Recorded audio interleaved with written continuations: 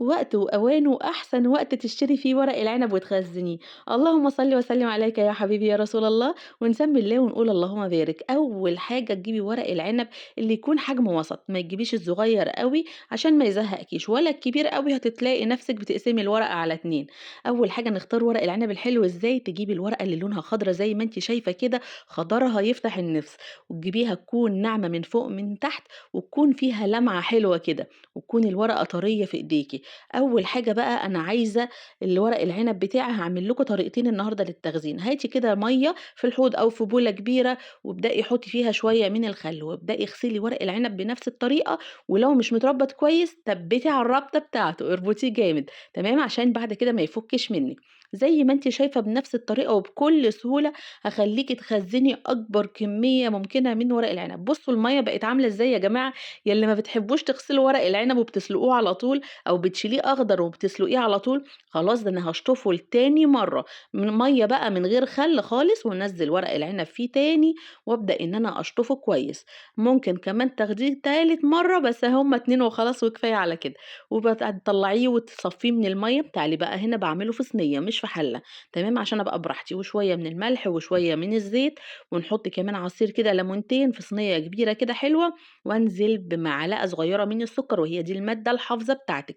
هنعمل بقى إيه، ركّزي معايا هنا، أنا نزلت بأول إيه، ربطتين من ورق العنب، ما باسيبهمش يا جماعة في المَيّة، يا دوبك بيغيّر اللون وبابدأ أشيله، تحطيه هاقول لِك بقى في صدمة مَيّة ساقعة. تعالي كده أنا بطّأت الفيديو هنا، سايباه لِك بسرعته الأساسية، يعني لا بطّأت ولا سرّعت. يالّا حطينا ورق العنب عدّي 1، 2، 3، 4، 5، 6، 7، وابدئي اقلبي على الوش التاني، تمام، زي ما أنتِ شايفة كده تغطيستين، وابدئي اقلبي على الوش التاني الناحية التانية، وهنعد نفس العدّة 7 عدّات، 1، 2، 3، 4، 5، 6، 7 بالضبط، زي ما أنا شايفة، واتعمدت إن أنا أسيب لِك الفيديو بسرعته الأساسية علشان تعرفي، وطلّعيه على طول. أنا هنا كنت باطلّعه يا إمّا تطلّعيه في مصفى، يا تودّيه على طول في صدمة مَيّة ساقعة، تمام، هنا هاعمل الكمية بتاعتي بنفس الطريقة ونفس اللي أنا ورّيته لِك، تمام، وتبدئي إن أنا باورّيكِ عشان لو مش هتعرفي تعدّي بنفس الطريقة، تمام، لكن إحنا بنسيبه ثواني وبنشيله كده، أنا مش عايزة أهريه عشان أمّا يخُش الفريزر وأطلّعه ما يبقاش مهري. خلاص رجّعته تاني في الحوض ومَيّة ساقعة من التلاجة على مَيّة من الحنفية، وادّيته صدمة مَيّة ساقعة عشان أنا مش عايزة أسيبه في السخونية بتاعته يبدأ إن هو يستوي معايا، وأمّا أخرّجه من الفريزر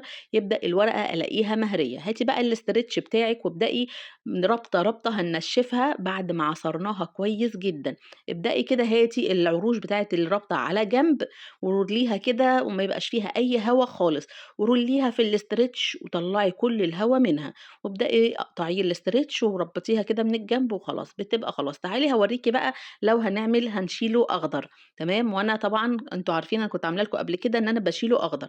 هنبدأ إن إحنا غسلناه برضه نفس الغسلة، وعقّمناه كويس وصفّيناه، وبعد كده نشّفناه بالفوطة وهالِفّه نفس اللفة.